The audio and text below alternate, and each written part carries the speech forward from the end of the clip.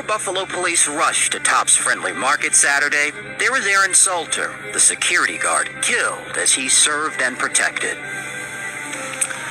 Aaron Salter, 55, retired Buffalo police officer. Loved electric cars. He built a lab in his garage where he spent countless hours working to develop an engine that could run on water. It's not running off a gas mule? No, there's no gas in it. I can't tell you how I use it. I do have a patent pending. A local inventor has discovered a way, hear this, to use water to run your car.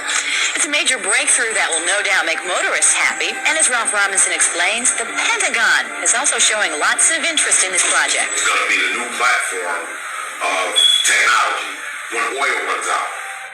Are we not getting into a gas crisis right now? The biggest natural resource in the world is water.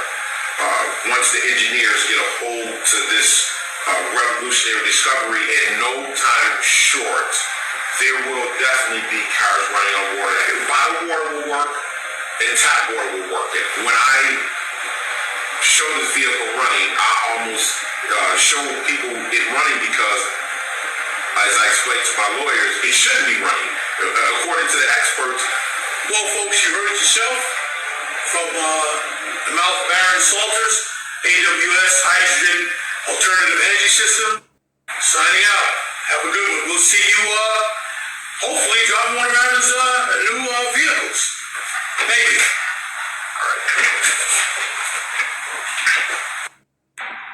Damon John gave me a call, and he told me that he saw that my dad was in a couple photos with him, not physically, but with him at a seminar.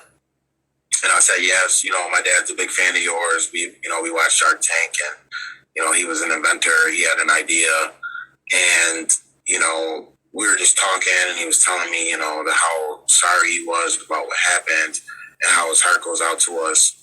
And he just was asking me what I could use at this time, and I explained to him a little bit about what was going on with the funeral, and he told me that he wouldn't have a problem doing that someone would be in touch. Towards the end of the conversation, he said, in the future, if you guys need anything, don't hesitate to reach back out to me and give me a call, because I'm here for you. So, it was a real good conversation.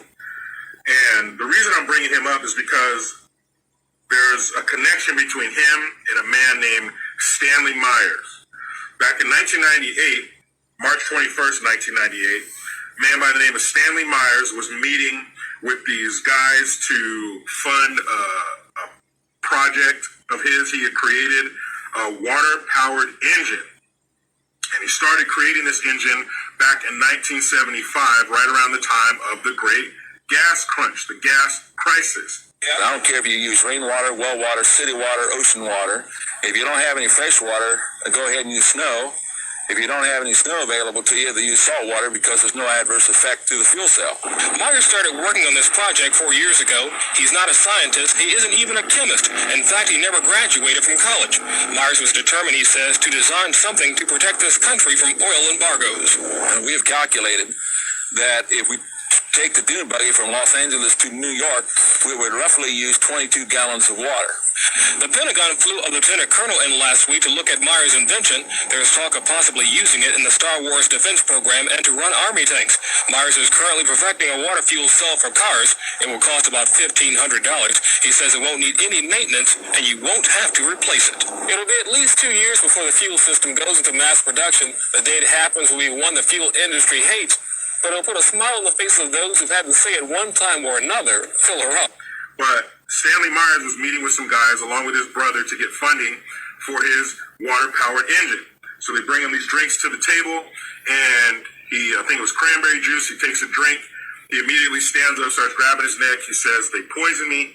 He goes out into the parking lot where he eventually died. But before he died, he said, "They poisoned me because I'm working on a water-powered engine." And truth is stranger than fiction. So all these movies you've seen where the government will do this stuff to take somebody out because they were working on something and they make it look like an accident, and real shit will blow that Hollywood shit out of the water. Conspiracy to kill 5 random people? Ridiculous.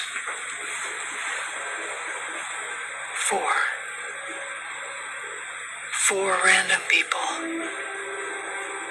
to hide one specific target.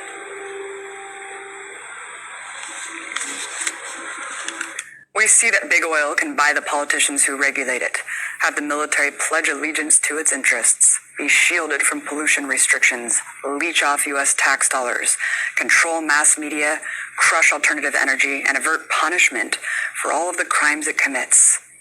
It is utterly insane that small boardrooms of self-serving billionaires are empowered to act as though the only future that exists is in their stock portfolios. They've been destroying lives and habitats for over a century, and now their unfettered greed is a threat to human civilization itself. Their path towards a tar-covered, uninhabitable dystopia won't be reversed unless the power structure is flipped. We can't fight the rule of oil tycoons without fighting the system of corporate empire that dutifully serves them.